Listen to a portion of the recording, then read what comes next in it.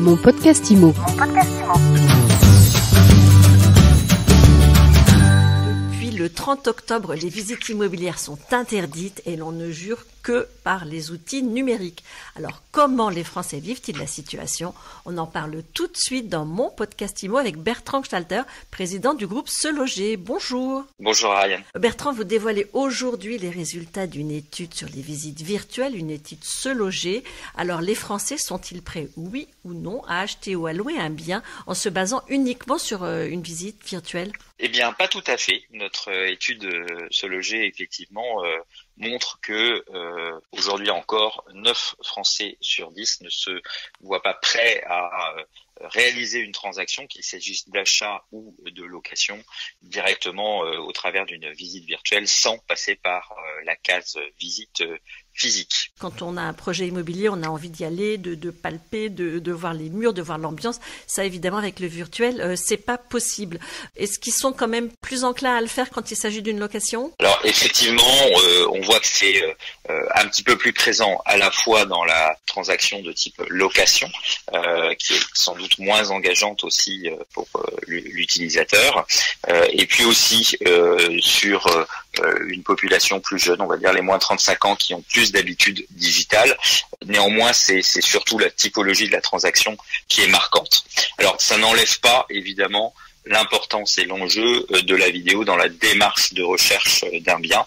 Et là, on voit qu'il y a une appétence, une attirance très forte pour, lors de ces recherches sur Internet, de pouvoir visualiser le bien, notamment en vidéo. Petite parenthèse, dans vos annonces, la vidéo, elle est présente systématiquement? Non, mais on permet sur 100% des annonces, un agent peut poster notamment à travers Se Loger Pro, depuis l'application mobile, il peut télécharger n'importe quelle vidéo, qui lui permet de mieux mettre en avant son bien. Alors le deuxième item du sondage, il est intéressant aussi.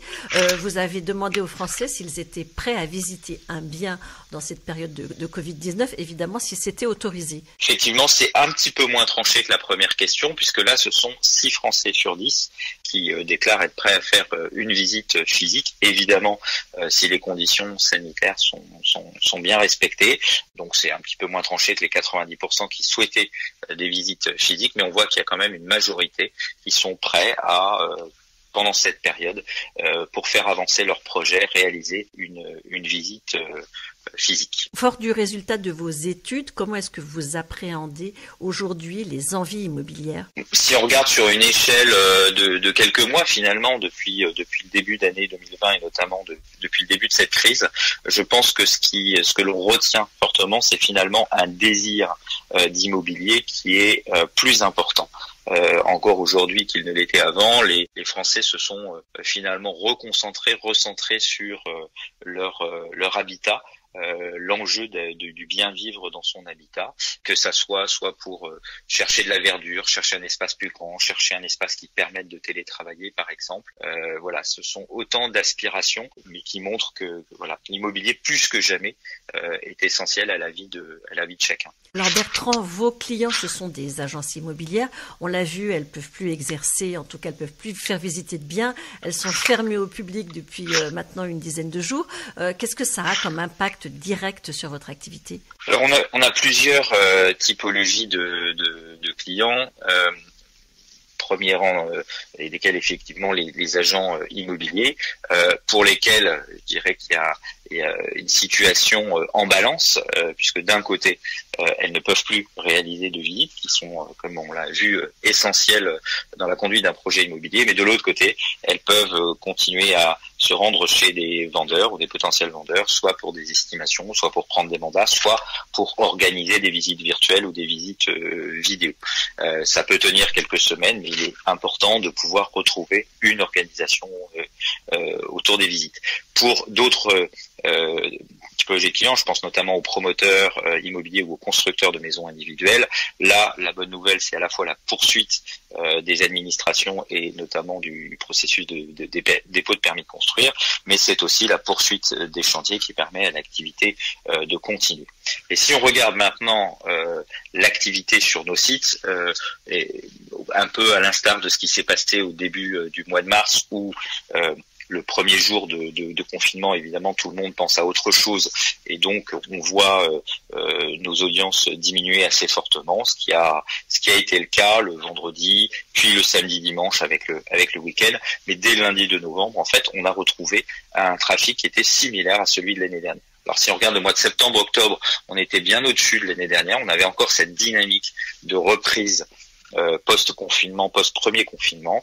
Là, on retrouve un niveau qui est légèrement supérieur, mais moins fortement que l'année dernière. En revanche, on a une bonne conversion en contact et on voit que nombre de mails, pour le coup, on est en progression par rapport à l'année dernière, moins fortement encore une fois qu'en septembre, en octobre, mais on est toujours en progression. Donc on voit que les Français restent actifs aussi parce qu'il y a moins de sidération par rapport au mois de mars-avril. Les gens savent comment ça se passe. On est sur un confinement plus souple aussi, et donc voilà, je dirais que les gens poursuivent leur projet. Comment vous voyez la suite ?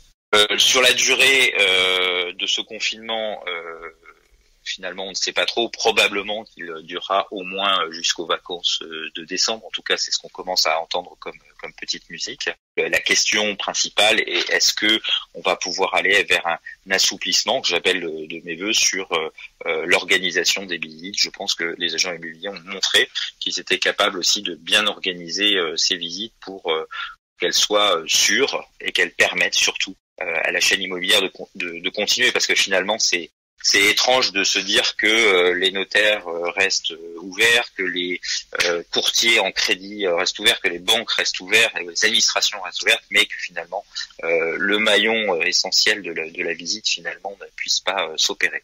Merci beaucoup Bertrand Stalter. Je rappelle que vous êtes président du groupe Se Loger. Merci Ariane, bonne journée. Mon podcast IMO.